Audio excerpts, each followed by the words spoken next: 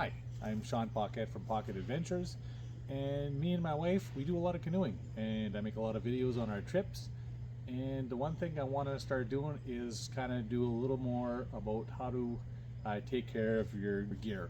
Last week I did maintenance on a canoe, how to take care of that, and today what I want to do is do the same thing, but I want to do it on our paddles. Just a little bit of backstory on the paddle. So we bought these paddles here when we were at the Swift store in South River, and the paddles that they recommended is the Badger paddle. And I do like these paddles. They're very light, very smooth, and there's different variations that you can get. There's the sliver, there's the feather, there's the tripper. I believe this is the sliver. I think there's some other variations too, but we decided to get these ones, which is a little thinner, just because they recommended it's a little easier on our shoulders. Me and my wife are getting up there in age and we do a lot of paddling, so we want to make sure that we can go a little longer, so we decided on these ones. So what I'm going to do today, because I haven't done it yet on these paddles and it's been over a year, is I want to do a little bit of maintenance on here. And how we're going to do that, we're going to use the wood oil that came from the same company, so it's Badger wood oil, and I'm going to show you how to do that. So I'm going to show you what you're going to need, what you're going to have, how you're going to prep your paddle, how to apply it, and I'll show you the before and after. Well, this is the before, and I'll show you the after. But anyways, let's get to it. Okay, like I mentioned before, what we're using is the Badger wood oil. This is 100% natural hemp seed oil, and what's going to happen is this is going to deeply penetrate into the paddle, and it'll help prevent any mold or mildew building up on your paddle. So you should be doing this at least 2, maybe 3 times a year, but I'm a little bit behind. We're going to do it for the first time. This is also good. You can also put this on butcher blocks, cutting boards. It's food safe, and I'm going to try it on those things too. But for now, it's going to be on my paddle, and we'll go through the steps and what we need to do this. So the stuff that we're going to need to condition our paddle is we're going to, of course, need the oil. I have 2 different cloths. One is going to be for applying the cloth, and the other one is going to be kind of for wiping afterwards. And sandpaper. So before we even get started, you're going to sand this all down. What I got right now is a 320 sandpaper. It recommends a 220. This one here is a little finer. I might have to do a little more sanding on it just because it's a little finer. And I also have the 400 grit sponge. So this one's kind of it's going to be like a wet sand after. So you're going to apply the oil, and then we're going to kind of go over it with the sponge. And I also have gloves. You don't need it. It's 100% natural, but I just don't feel like having my hands all dirty. So if you do get some on your hands, you know, you can wipe your hands. But what you want to do is try to avoid to get this on your clothes, because it is oil. It might leave a little bit of stain. So we'll try to avoid that. I'll be careful. So we'll get started. So first thing, I'll start sanding it, and we'll go from there. Okay, so I'm going to start with the sanding. As you can tell here, I'll get a little closer. There's some, you know, nicks and stuff like that in there, and there's some good gouges. So I'm going to try to do my best to try to get rid of some of them. Some of them are pretty deep, but I don't want to kind of take away too much of the wood of the paddle. And so yeah, so pretty much I'm going to start with the light sanding, and then I'll decide how much further I have to go than that. So I just kind of give it a little bit of sanding. And as you can see, it doesn't take very much.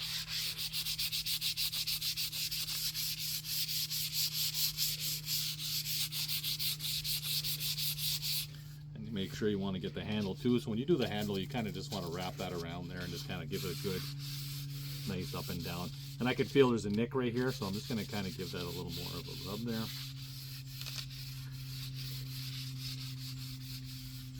Or not, it's off my wife's floor cleaner. I cut it in half.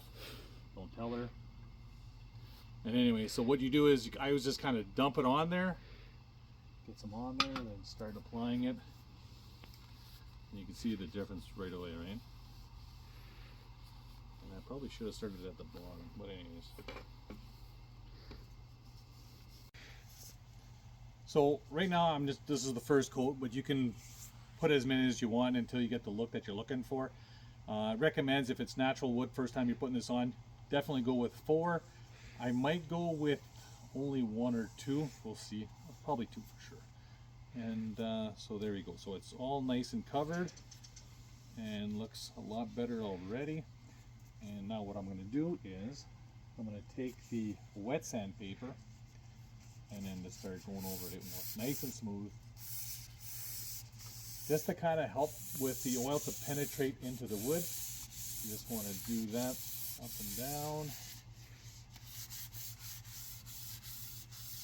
Just nothing too hard.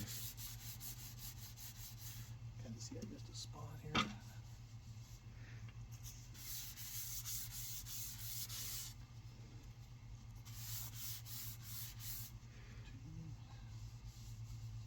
That's probably a good idea to do it twice to get those spots that you missed the first time.